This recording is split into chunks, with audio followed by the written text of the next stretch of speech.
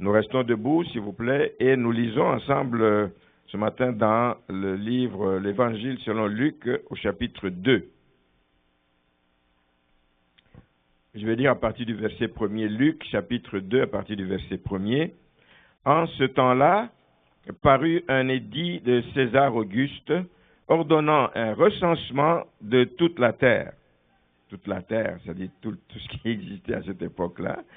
Ce premier recensement eut lieu pendant que Quirinius était gouverneur de Syrie. Tous allaient se faire inscrire, chacun dans sa ville.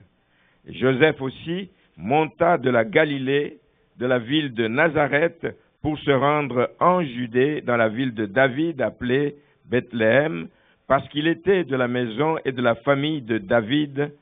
Il est parti donc afin de se faire inscrire avec Marie, sa fiancée, qui était enceinte. Pendant qu'ils étaient là, le temps où Marie devait accoucher arriva, et elle enfanta son fils premier-né.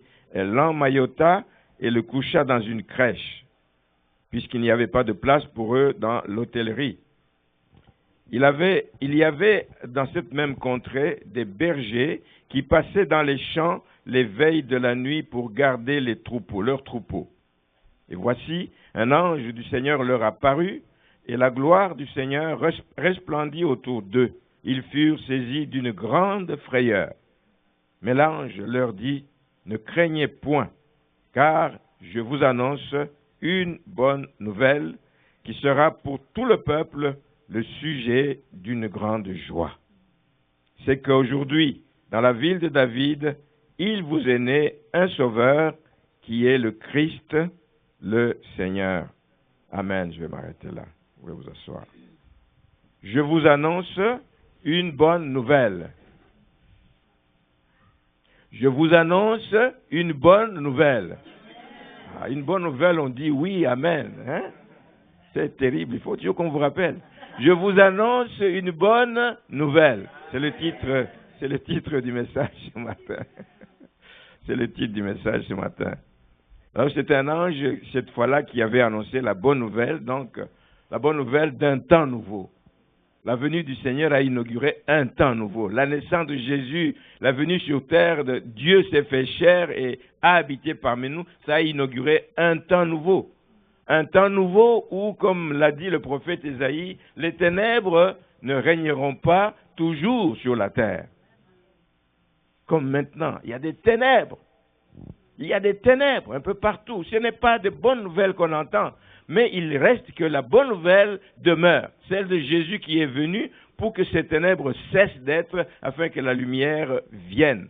Un temps nouveau a été marqué par la naissance d'un sauveur.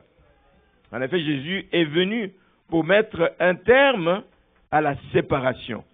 À cause du péché de nos premiers parents, Adam et Ève, à cause de ce péché, il y a eu séparation, il y a eu une cassure qui s'est créée. Il a fallu trouver le moyen de rétablir la communion entre l'homme, l'être humain créé à l'image de Dieu et son Dieu. La rupture était là et c'est Jésus qui est venu pour rétablir ce lien, mettre un terme, mettre fin à cette séparation entre Dieu et sa créature.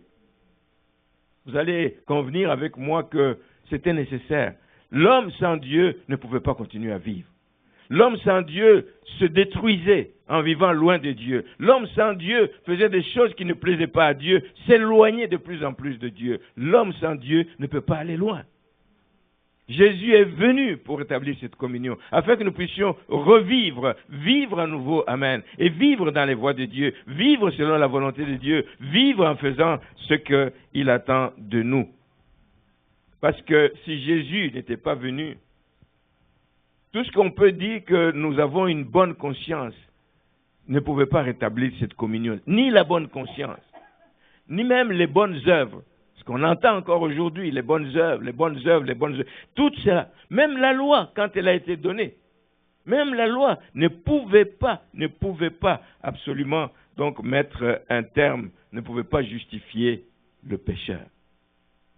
C'est Jésus seul, quand il est venu, qui a pu justifier. Donc, mais la loi de Moïse ne pouvait rien faire de tout cela. Seule la foi en Christ pouvait le faire. Seule la foi en Christ nous permet de renouer avec Dieu. Seule la foi en Christ nous permet de nouveau d'être agréable à Dieu. Il fallait donc que Jésus vienne. Paul dit ceci quand il s'adresse aux Galates, au chapitre 3, il dit au verset 23, « Avant que la foi vienne, nous étions enfermés sous la garde de la loi. » C'était notre guide, la loi, c'était notre guide pour qu'on ne pêche pas, en vue de la foi qui devait être révélée. Ainsi, la loi a été comme un précepteur pour nous conduire à Christ. Elle a eu son effet, elle a eu son impact, mais c'était pour nous conduire à Christ afin que nous soyons justifiés par la foi. Donc la naissance de Jésus est venue vraiment bouleverser l'ordre des choses, est venue remettre les compteurs à zéro, si je peux ainsi dire, Dieu ayant oublié, avec la mort de Jésus-Christ, Dieu ayant oublié tout ce qu'il y avait comme péché qui nous avait coupé de lui. La naissance de Jésus ne fut donc pas le fait du hasard. Ce n'est pas le fait du hasard. Marie n'est pas tombée enceinte par hasard. D'abord, il n'avait pas eu de relation avec Joseph, il n'avait pas eu de relation avec un homme. Ce n'est pas la puissance du Saint-Esprit qui survenant sur elle que cela est pour. Donc ce ne fut pas le fait du hasard, mais c'était quelque chose de planifié par Dieu depuis l'éternité. Amen. Il connaît tout d'avance. Et il l'a fait depuis l'éternité parce qu'il savait qu'il fallait réconcilier l'humanité pécheresse avec lui. C'est pourquoi cette naissance est le sujet d'une grande joie. Mais tellement on célèbre ça d'année en année, nous allons voir tout à l'heure qu'on oublie le sens premier de Noël. On oublie le sens premier de la venue de Jésus-Christ. C'est devenu une fête du monde, une fête pour s'amuser. Je vais en parler tout à l'heure. Je voudrais juste que nous ne soyons pas comme n'importe qui prend cette fête comme une autre fête, une occasion de célébrer, une occasion de s'amuser, etc., mais que nous puissions le prendre donc avec toute son importance. Donc l'événement dont nous parlons aujourd'hui est tellement important dans l'histoire chrétienne qu'on ne peut pas ne pas le souligner, on ne peut pas ne pas le célébrer. On ne peut pas. Pour plusieurs raisons. Je l'ai dit, c'était depuis l'éternité que Dieu le savait. Il a été en plus annoncé longtemps à l'avance. Quand Ésaïe parle, et tous les prophètes parlent de la venue de Jésus-Christ en donnant certains détails, mais il les donne comme 700 ans avant que l'événement n'arrive, ne se produise.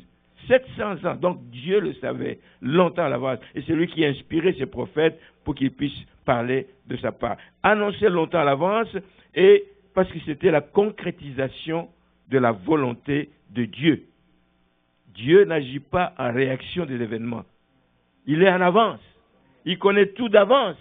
Il avait tout prévu. Il n'est jamais surpris par les événements. Dieu est toujours à l'avant-plan. Dans le livre d'Ésaïe 46, il dit, j'annonce, verset 10, j'annonce dès le commencement ce qui doit arriver. Je l'annonce avant que ça n'arrive. Et longtemps d'avance, ce qui n'est pas encore accompli, je dis, mes arrêts subsisteront et j'exécuterai toute ma volonté. Donc, lui n'est pas comme ce qu'on entend aujourd'hui, des gens qui disent qu'ils donnent des prophéties et des prophéties qui ne se réalisent pas. J'annonce longtemps à l'avance ce qui n'est pas encore accompli. Et quand j'ai arrêté quelque chose, ça va subsister et ça va s'accomplir parce que c'est moi-même qui vais exécuter ma volonté. Extraordinaire. Amen. Nous avons un Dieu merveilleux. Amen. En qui on peut faire confiance. Il ne dit pas des choses qu'il n'est pas capable d'accomplir. Il dit des choses qu'il est capable d'accomplir. Il en a les moyens, il en a l'autorité. Nous avons débuté le culte en disant qu'il est tout puissant. Nous célébrons et nous chantons la puissance de Dieu parce qu'il l'est réellement. Amen. Plus de 700 ans avant, Ésaïe parle de ce qui devait arriver. Une autre raison, c'est que la naissance de Jésus a été annoncée avec une précision surprenante. Nous venons de dire que à un moment donné, Joseph devait monter de Galilée, de la ville de Nazareth, pour se rendre en Judée, pour aller à ce recensement. Ce recensement a été commandé par Quirinius, qui était gouverneur de Syrie à ce moment-là, et tout le monde devait y aller. Tout le monde devait aller dans la ville de ses origines. Donc, eux, ils devaient aller, comme ils sont de la famille de David, ils devaient aller donc à la ville de Bethléem. Donc, la précision ici, c'est que Jésus devait naître d'une vierge. Ça aussi, ça a été dit longtemps en avance. Ésaïe 7, 14. C'est pourquoi le Seigneur lui-même vous donnera un signe. Voici, la jeune fille deviendra enceinte, elle enfantera un fils et lui donnera le nom d'Emmanuel.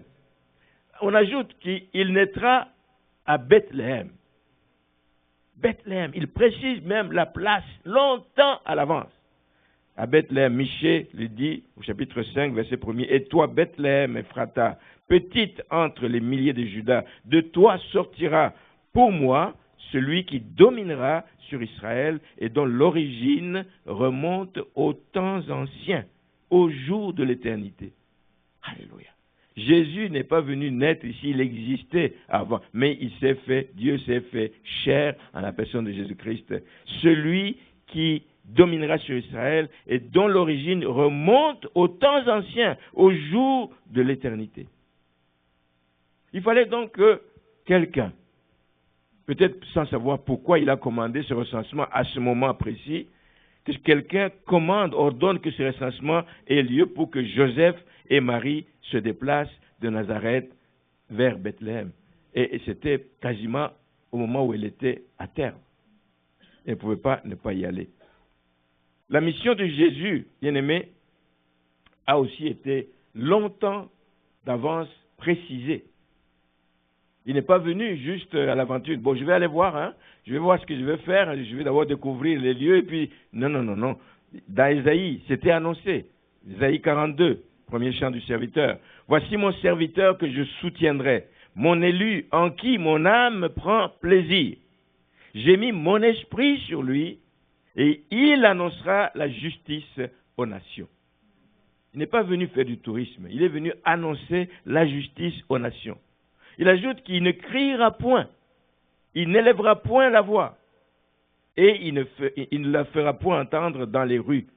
Verset 3. Il ne brisera point le roseau cassé, il n'éteindra point la mèche qui brûle encore, il annoncera la justice selon la vérité.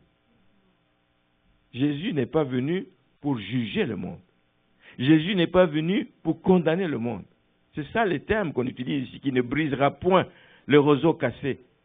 C'est quelqu'un qui ne vaut plus rien. Un roseau cassé n'avait plus de valeur à cette époque chez eux parce que les roseaux servaient à la fabrication des instruments de musique. Quand il est cassé, quand il est brisé, il ne vaut rien, il est bon à être jeté. Mais lui est capable encore de faire quelque chose, même avec un roseau cassé. Même une mèche qui fume encore, mais qui est bonne à être jetée parce qu'elle ne brûle plus. Mais lui, il est capable encore de la faire rallumer. Il annoncera la justice selon la vérité. Quand on pense, le verset précédent, on dit qu'il ne criera point, il n'élèvera point la voix. C'est un peu ce qui est arrivé. Quand Isaïe 53, quand on l'amenait, etc., on dit qu'on l'amenait comme une brebis, des brebis qu'on amène à la boucherie. Il n'a pas ouvert la bouche, pas parce qu'il ne pouvait pas parler, il n'a pas ouvert la bouche, il ne s'est pas défendu, c'est cela. Jésus avait une mission et il l'a accomplie. Lui-même, quand il est venu, nous le lisons dans Luc chapitre 4, il confirme réellement cette mission qui était annoncée depuis le temps d'Ésaïe. Il le confirme, Luc 4, le verset 18, il dit, « L'Esprit du Seigneur, il s'est approprié ces paroles de Ésaïe. L'Esprit du Seigneur, dans Ésaïe 60, l'Esprit du Seigneur est sur moi parce qu'il m'a oint pour annoncer une bonne nouvelle aux pauvres. Il m'a envoyé pour guérir ceux qui ont le cœur brisé, pour proclamer aux captifs la délivrance et aux aveugles le recouvrement de la vue, pour renvoyer libres les opprimés, pour publier une année de grâce du Seigneur, etc. Et au verset 21, il dit, alors il commençait à dire, c'est Jésus qui parlait, il dit, aujourd'hui, cette parole qui avait été dite par Ésaïe longtemps à l'avance, cette parole de l'Écriture que vous venez d'entendre est accomplie à la personne qui vous parle aujourd'hui. Sa mission était claire, elle était annoncée longtemps à l'avance. Donc la naissance de Jésus a été annoncée avec une précision extraordinaire. Comme quoi Jésus est venu comme le sauveur du monde. Il est venu comme le sauveur dont le monde a besoin. Encore aujourd'hui, bien-aimés, le monde aujourd'hui beaucoup de siècles après sa venue sur terre, beaucoup de monde aujourd'hui encore ont besoin de connaître le Sauveur du monde qui est Jésus-Christ. Il est venu comme le Sauveur du monde, même s'il est venu dans l'humilité. Déjà où il est né, sa naissance elle-même n'est pas survenue dans un palais royal. Fils de roi, fils de Dieu, mais il est né dans une étable. On dit que dans l'hôtel, on ne pouvait pas trouver de place pour lui. Il dit, oh, c'est des pauvres gens ici, qu'est-ce qu'ils peuvent faire? Non, non, il n'y a pas de place pour lui. Mais Dieu savait que ça devait se faire comme ça. Sa naissance est venue, non pas dans un palais, mais dans une étable.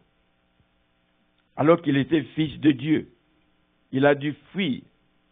Il a dû fuir les massacres quand Hérode a appris la naissance avec les mages, quand ils lui ont dit que où est le roi des Juifs qui vient de naître? Je vais en reparler. Ben, il a paniqué, il a eu peur, etc. Il a massacré tous les enfants. Ils ont dû fuir. Ils ont dû fuir. Fils de Dieu qui a fui. Est-ce que Dieu ne pouvait pas le protéger? Dieu pouvait le protéger, mais il a dû fuir pareil. Sauveur du monde, mais il est venu dans l'humilité. Amen. Et sans tambour, sans éclat, sans trompette. Il a dû fuir le massacre d'Hérode. Nous venons de lire dans le texte de Luc que ses parents étaient originaires de Nazareth. C'est une petite bourgade négligée, une bourgade méprisée même, parce qu'il dit que vous êtes de Nazareth. Oh, on regarde et dit, il ne vaut rien du tout. Il ne vaut rien du tout. D'ailleurs, vous vous rappelez de l'histoire de Philippe avec Nathanaël dans Jean chapitre 1er, le verset 45. Philippe qui rencontre Nathanaël et lui dit, nous avons trouvé, et avec toute la joie, nous avons trouvé celui de qui Moïse a écrit dans la loi et dont les prophètes ont parlé. Nous l'avons trouvé. Nous l'avons trouvé. Il s'appelle Jésus de Nazareth, fils de Joseph. Il ne cache même pas, parce que Joseph était certainement connu comme charpentier dans le coin. Il dit, Jésus de Nazareth, fils de Joseph. Et Nathanaël lui dit, peut-il venir de Nazareth quelque chose de bon? Pour vous montrer comment on considérait les gens qui venaient de Nazareth. Mais c'est là qu'il est venu. C'est de là qu'il est venu.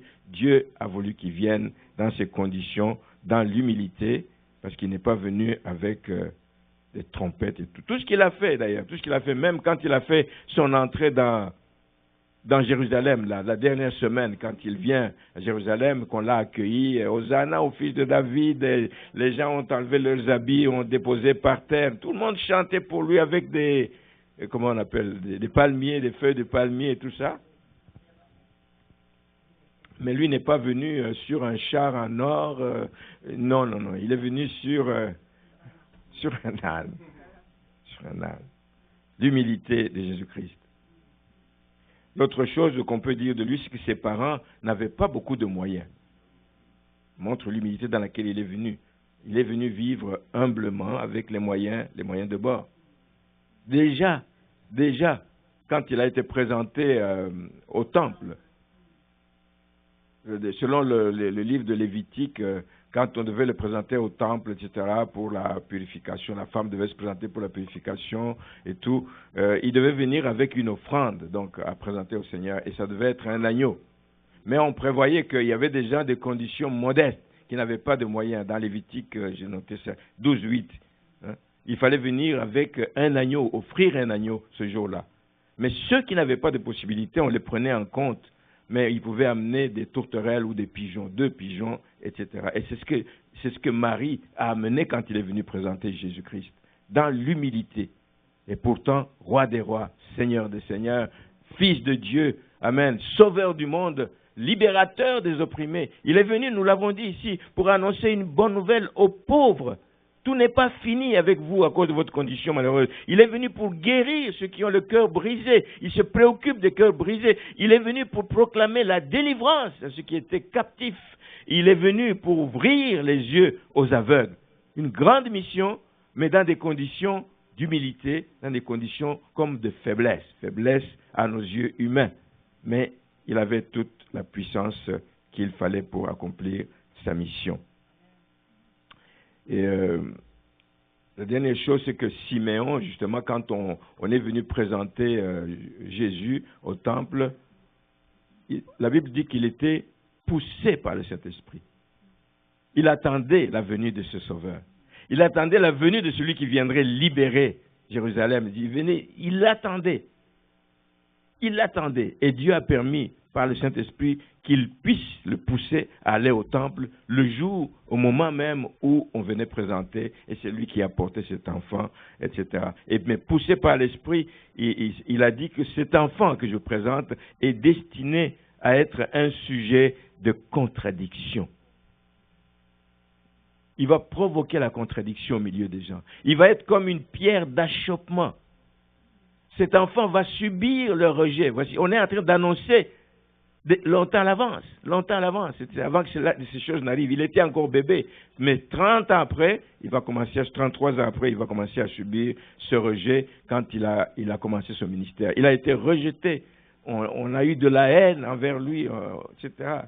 Et c'est cela. Mais le Seigneur savait que ça faisait partie de la mission que Jésus devait accomplir. Le dimanche dernier, quand j'ai apporté le message ici, on a parlé de Jésus qui a aussi été tenté. Fils de Dieu qui a été tenté par le diable. Parce qu'il était à la fois Dieu, mais il était aussi homme, humain. Ça veut dire qu'il pouvait être tenté dans son corps. La chair est faible, comme on dit, et donc il pouvait être tenté dans son corps, mais nous savons que lui a été tenté, mais il n'a pas péché une seule fois. Sachez aussi que tout ce qu'il a subi, tout ce que Jésus a subi, le préparait justement à nous comprendre, à ne pas nous rejeter. Ça le préparait. Lui-même a été tenté, il nous comprend quand nous sommes tentés. Amen. Et il nous apporte donc le réconfort dont nous avons besoin, le secours dont nous avons besoin. C'est pour ça que l'Épître aux Hébreux, chapitre 4, nous dit au verset 15, « Car nous n'avons pas un souverain sacrificateur qui ne puisse pas compatir à nos faiblesses. » Notre souverain sacrificateur est capable de compatir à nos faiblesses. Au contraire, on dit qu'il a été tenté comme nous en toutes choses, mais sans commettre de péché. Ça nous pousse à avoir une réaction, de nous approcher de lui. On sait qu'il ne nous rejettera pas. Il nous connaît dans nos faiblesses. Quand nous nous sentons faibles, nous nous approchons de lui, et nous nous approchons de lui avec assurance afin d'obtenir miséricorde et de trouver grâce pour être secourus dans nos besoins. Il ne rejette personne. Il n'y a pas une condition dans laquelle tu peux te trouver ou dire non, il ne voudra pas me voir. Non, il nous accepte parce qu'il est plein de grâce, mais aussi plein de vérité. Amen. Seigneur est bon. Bien-aimé, cette bonne nouvelle continue à être annoncée aujourd'hui. Je le fais ce matin. Il y a des gens qui vont l'entendre sur Internet, etc. Je sais que dans d'autres églises, si ce n'est pas aujourd'hui, il y a des gens qui ont commencé depuis le mois de décembre à parler de Noël, à parler de la venue de Jésus, à donner le sens de la venue de Jésus. On va continuer à en parler, etc. partout dans le monde. Donc cette bonne nouvelle continue à être annoncée jusqu'à maintenant. Mais comment est-ce qu'elle est accueillie? C'est toute la question. La bonne nouvelle peut être annoncée, mais il faut qu'elle soit accueillie. Parce que c'est la manière dont cette bonne nouvelle va être accueillie qui va déterminer si les gens vont s'en rappeler d'abord qu'il y a une bonne nouvelle. Jésus, Dieu a pensé à nous, il nous a envoyé son Fils unique. C'est cela. Si la bonne nouvelle est bien accueillie, on va l'accueillir comme il faut et on va célébrer cet événement comme cela se doit. On va le célébrer. Mais aujourd'hui, il y a des problèmes. Il y a des problèmes. Si je reviens déjà à cette époque-là, j'en ai parlé tout à l'heure, lorsqu'on a annoncé la naissance de Jésus par les mages venus d'Orient, dans Matthieu chapitre 2, au verset 3, on dit que c'était une bonne nouvelle. L'ange annonce une bonne nouvelle, mais cette bonne nouvelle, au lieu de faire la joie de ceux qui l'entendent, cette bonne nouvelle a troublé le roi Hérode, le premier. Et je viens de dire qu'il a ordonné le massacre des enfants parce qu'il s'est senti menacé. Il dit, un roi qui vient de naître, c'est qui? Je veux savoir, c'est qui? Je veux savoir. Il a fait semblant de vouloir prendre des nouvelles pour savoir à quel endroit il est né, etc. Il dit aux mages, allez voir, dès que vous avez déterminé, venez me voir. Pourtant, il a eu la confirmation de la part des gens de la cour, les sacrificateurs, les scribes, que oui, et la Bible avait annoncé que le Fils naîtrait, et qu'il naîtrait même à Bethléem. On a précisé cela. Le roi le savait.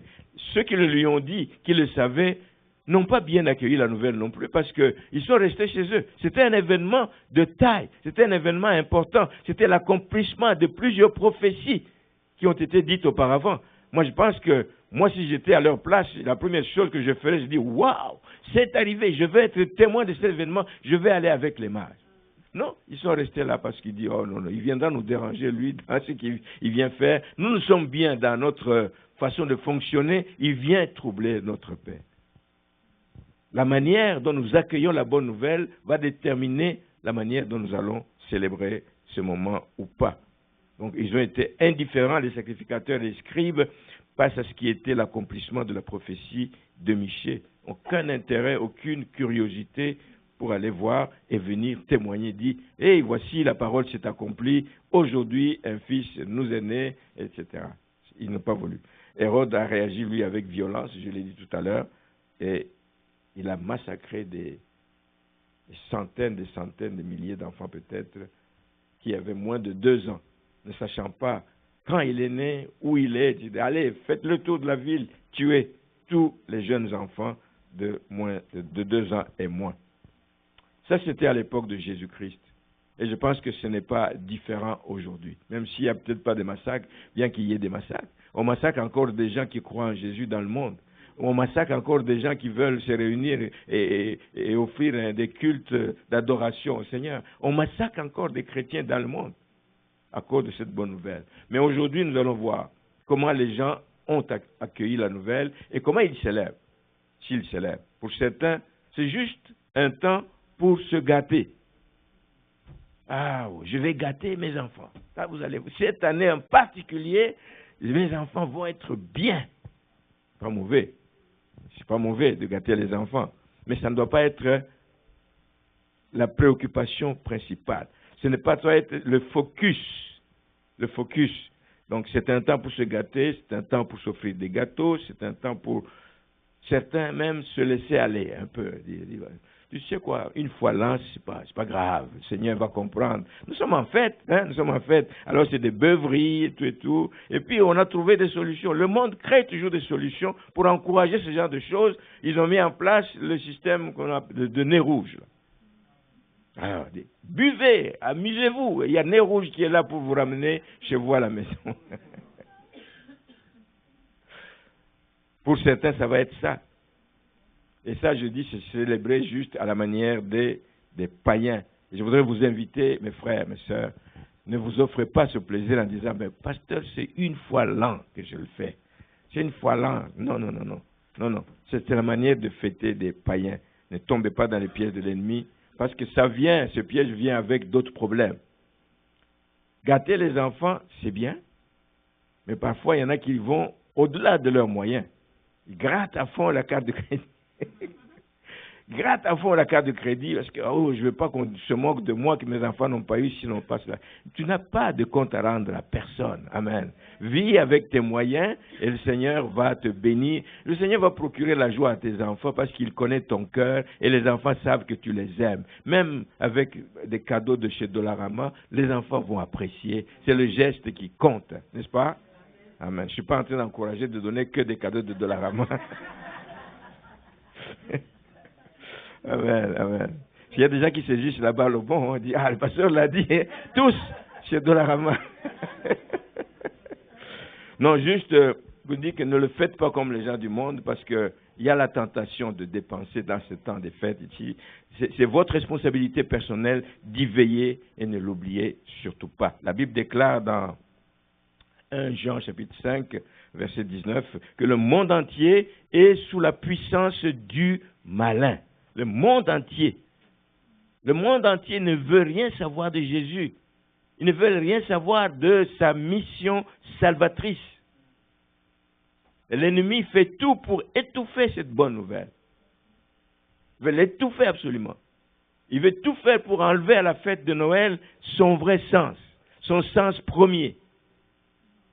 Le sens premier de Noël, c'est pas des guirlandes, c'est pas des lumières, etc. Le sens premier, c'est pas le repas autour de... Non, le sens premier, c'est Jésus qui est venu pour que les ténèbres ne règnent pas sur la terre. Et le monde dans lequel on est un monde vraiment déréglé, etc., qui est dominé aujourd'hui par... quand on dit le monde entier est sous la puissance du malin, c'est que, voilà, regardez, toutes les publicités commerciales qui nous envahissent, etc., et qui nous détournent finalement de l'essentiel. On court pour la fête, etc., et on est exposé à la convoitise des yeux, tout. C'est cela. Mais c'est tout ce que l'on fait là-bas, si Jésus n'est pas au centre, nous sommes à côté de la traque. Même quand on a décoré sa maison avec un arbre de Noël, même on a mis des lumières, etc., toutes ces lumières ne peuvent pas éteindre ou cacher ou éclairer les ténèbres dans lesquelles le monde est aujourd'hui. Il y a des lumières partout.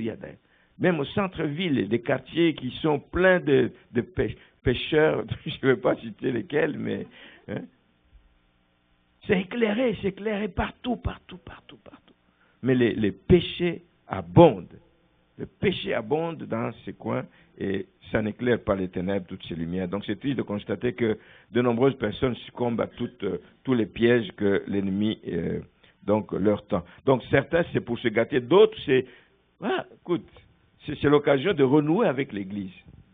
Ça fait 6 mois que je n'ai pas mis mes pieds à l'église, mais je vais y aller à Noël. Tiens, je vais aller à Noël. Le renouer avec l'église. Ah oui, je vais aller fêter la naissance de Jésus. Si Jésus est né, il vit dans ton cœur et tu ne peux pas le sortir de ton cœur à un moment donné, le mettre de côté, le tasser en disant maintenant je vis ma vie et puis l'autre Noël ou à Pâques, j'irai encore à l'église. Non. Pour certains, c'est cela. C'est l'occasion de renouer avec l'église. Et c'est ça, et donc pour se donner juste une conscience tranquille. Mais ta conscience ne sera jamais tranquille. Même quand tu fais ces choses, que tu as déjà entendu parler de la bonne nouvelle, que tu as déjà goûté à Dieu, à goûter au Seigneur, savoir combien il est bon, combien il fait du bien à ceux qui le cherchent, à ceux qui s'attendent à lui, cette conscience va être troublée. Elle va être troublée. Ça va te déranger à un moment donné, tu te dis, mais qu'est-ce que je suis en train de faire? Alors, il ne faut pas être sourd, il ne faut pas étouffer la conscience. Il ne faut pas l'étouffer, il faut écouter. Donc, pour d'autres, c'est l'occasion de s'acquitter donc d'un devoir de charité. Alors, les guignolets, tout, on donne. Ah oui, moi aussi, j'ai participé à aider les nécessiteux, les pauvres. Mais ce n'est pas seulement à Noël. Les pauvres, c'est le reste de l'année. Ici, ils sont pauvres, il est pauvre le reste de l'année. Mais qu'est-ce que vous faites de ces gens-là? Il faut penser aux pauvres tout le temps. Tout le temps, ce n'est pas seulement à Noël. Mais comment ça doit se passer pour nous, chrétiens, pour nous, enfants de Dieu? Comme j'ai dit dès le début, fêter Noël, c'est se rappeler du grand amour de Dieu pour l'humanité. Le grand amour, se souvenir du grand amour de Dieu manifesté en Jésus-Christ. Célébrer Noël, c'est célébrer sa venue. Il est venu pour le salut de l'humanité. Ésaïe décrit le Fils qui nous est donné comme l'admirable conseiller, le prince de la paix. Lui, il apporte la paix, la vraie paix. Pas la paix des braves, pas la paix des traités, etc., que les gens ne respectent pas. Il est venu apporter la véritable paix des cœurs. C'est Jésus qui est venu. Donc, célébrer Noël, c'est cela. C'est célébrer celui qui est porteur de cette paix, je vous donne ma paix, je vous laisse ma paix, pas comme le monde la donne, mais je vous donne cette paix profonde, que même dans les circonstances difficiles, elle n'est pas donc volée. Jésus lui-même se décrit aussi comme la lumière du monde. Le monde est dans les ténèbres, il vient comme la lumière du monde. Nous célébrons celui qui vient éclairer ce monde. Amen. Comme le chemin. Il vient comme le chemin, la vérité et la vie. Personne ne peut aller au Père. Nous le savons, nous, et nous devons le célébrer comme celui qui ouvre la voie de salut à tous ceux qui ne connaissent pas le Seigneur. La Bible décrit aussi dans le livre d'Apocalypse comme étant l'étoile brillante du matin. Donc, il est venu réellement pour éclairer et pour nous éclairer. Voilà pourquoi nous ne pouvons pas ne pas célébrer ce moment. Celui qui le suit, il y a un chant, un cantique, on dit, celui qui le suit ne marche pas dans le noir. Celui qui le suit ne marche pas dans les ténèbres. Dernière chose, c'est que Paul nous invite aussi à être reconnaissants pour le don merveilleux de son Fils unique Jésus-Christ. Dans 2 Corinthiens 9, verset 15, « Grâce soit rendue à Dieu pour son don ineffable, son don extraordinaire. » Jésus est un don extraordinaire. C'est un don du ciel. C'est un don divin. Et nous devons rendre grâce à Dieu pour ce don-là. Voilà donc La bonne nouvelle, sur quoi doit se concentrer donc un véritable chrétien. Alors, il y a quelques temps, quelques années, peut-être quand on venait d'arriver à l'Assomption, j'avais apporté un message justement pour montrer comment cette bonne nouvelle est accueillie. Allez, la bonne nouvelle, Noël, fêter Noël, on dit que c'est le 25 décembre. Comment est-ce qu'elle est accueillie? Mais qu'est-ce qu'on entend parmi les enfants de Dieu? Au lieu de se concentrer sur la nouvelle, parce que c'est une bonne nouvelle, et c'est une bonne nouvelle qui a réellement eu lieu. Donc ce n'est pas une bonne nouvelle qui est un fake news ou des choses comme ça. C'est quelque chose qui a eu lieu et qui a produit des effets. Mais ce qu'on voit malheureusement au milieu des chrétiens, c'est des discussions inutiles. J'appelle ça inutile, des discussions vaines, qui ne provoquent que des divisions, qui ne provoquent que des querelles.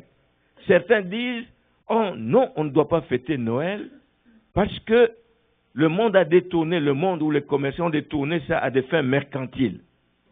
C'est une occasion d'acheter. Moi, je ne le dis pas parce que je ne l'ai pas entendu. Je l'ai entendu dans une église où j'étais. Il dit, on ne peut pas fêter Noël.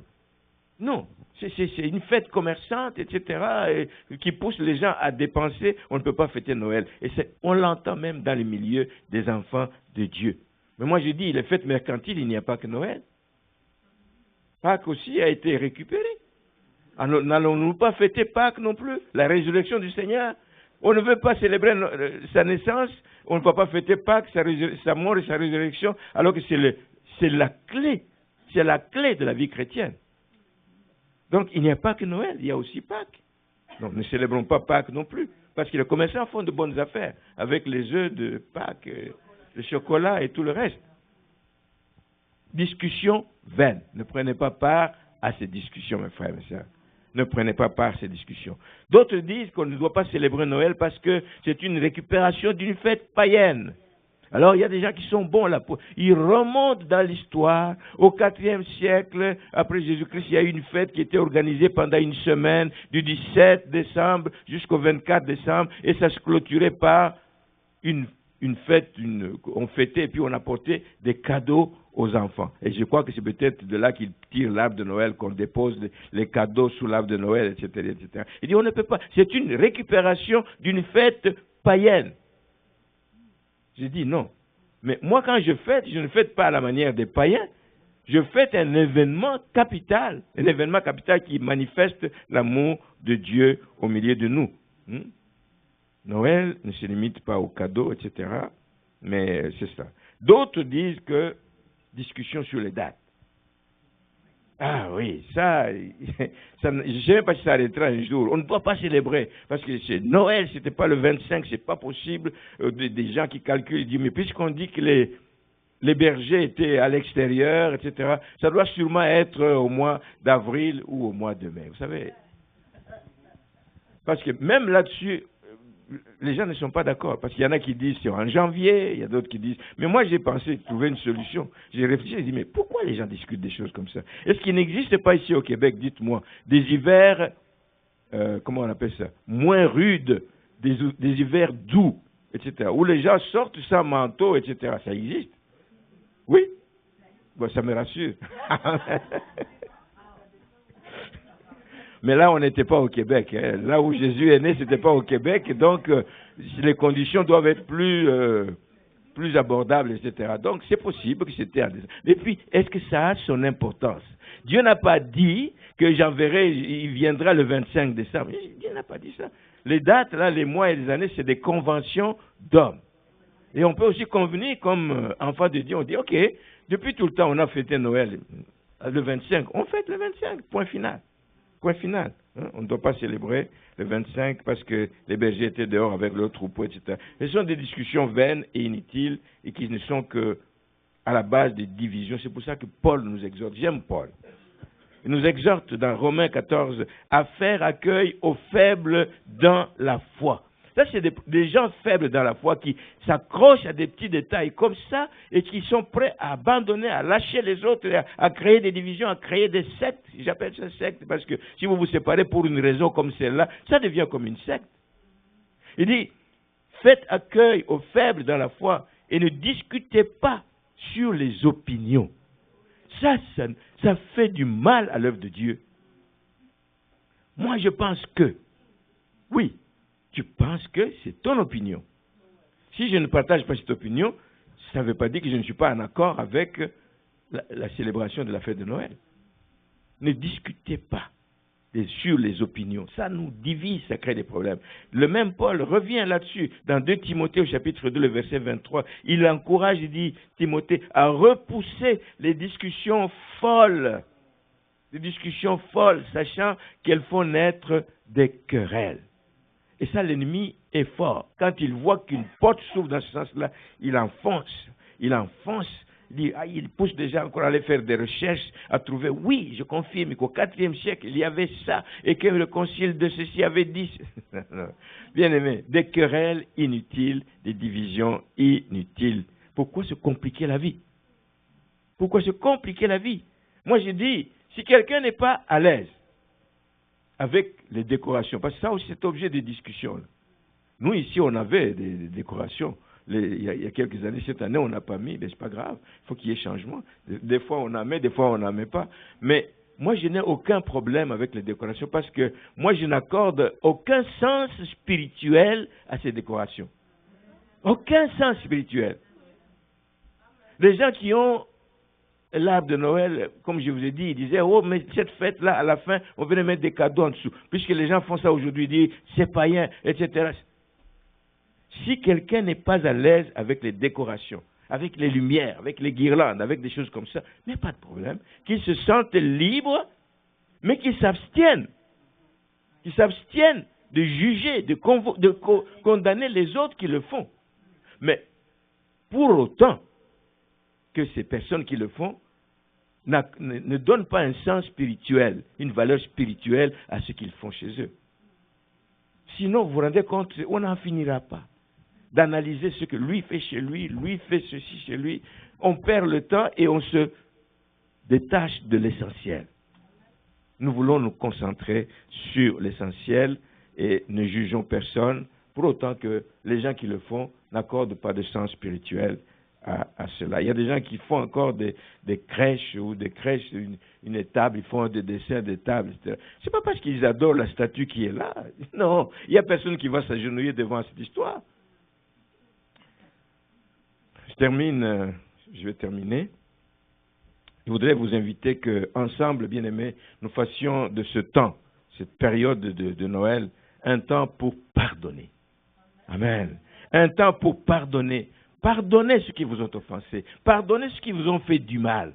Nous sommes encore dans la chair. On est sensible. Il y a un mot qui peut être sorti et qui sort et qui est mal saisi dans l'oreille d'un frère, d'une sœur, et puis il en fait tout un plat, et puis c'est la division, et je ne veux plus parler, je ne veux plus voir, je ne veux plus rencontrer. Que ce soit un temps pour pardonner, parce que nous réalisons que nous-mêmes, nous avons été pardonnés.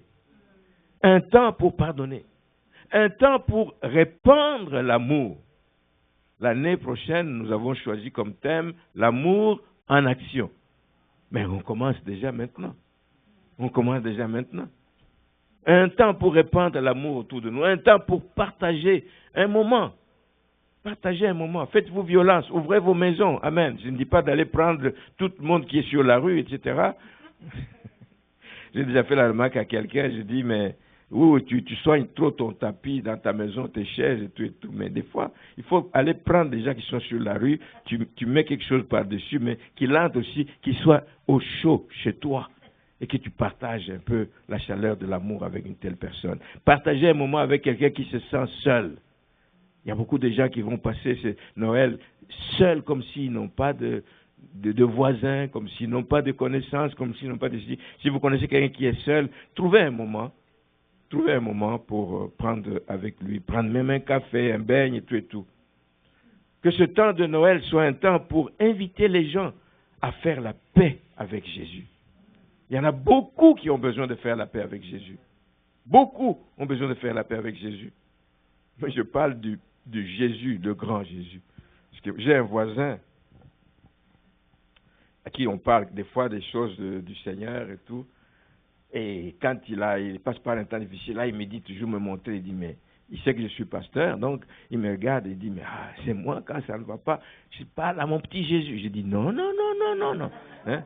Non, non, non. Faire la paix avec Jésus, c'est pas le petit Jésus. Il n'est pas resté dans la crèche, il a grandi, il a accompli il a fait des miracles, il a fait des prodiges, il a fait du bien aux gens, il a guéri les malades, il est mort à la croix pour nous sauver, il est monté au ciel, il a vaincu l'ennemi, il nous a libérés de l'emprise de l'ennemi, il a fait des grandes. C'est pas le petit Jésus. C'est pas le petit Jésus, je lui dis ça, il rit, mais il répète toujours la même chose.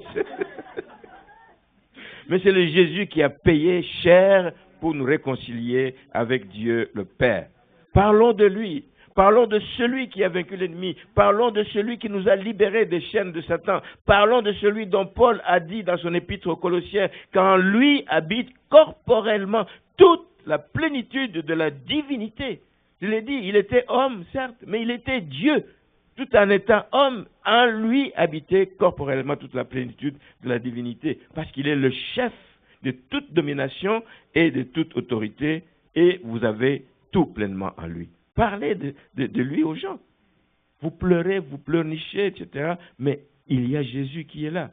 Jésus qui est prêt à vous accueillir, Jésus qui est prêt à vous écouter, Jésus qui est prêt à vous libérer, Jésus qui est prêt. Parlons de ce Jésus là-bas, parlons d'Emmanuel, Dieu avec nous, amen. Nous ne sommes pas seuls, amen. Et toutes les promesses de Dieu, amen, sont oui et amen, amen. Et Jésus lui-même, quand il est venu sur cette terre, il a dit qu'il est avec nous. Quand il quittait ses disciples, il dit, voici, je suis avec vous tous les jours jusqu'à la fin du monde. Ça veut dire quoi? Il ne nous abandonnera pas, amen.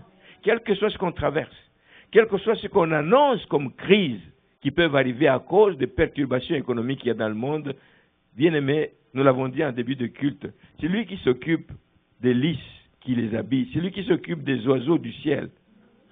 C'est lui. Il ne sème ni ne moissonne, mais ils vivent.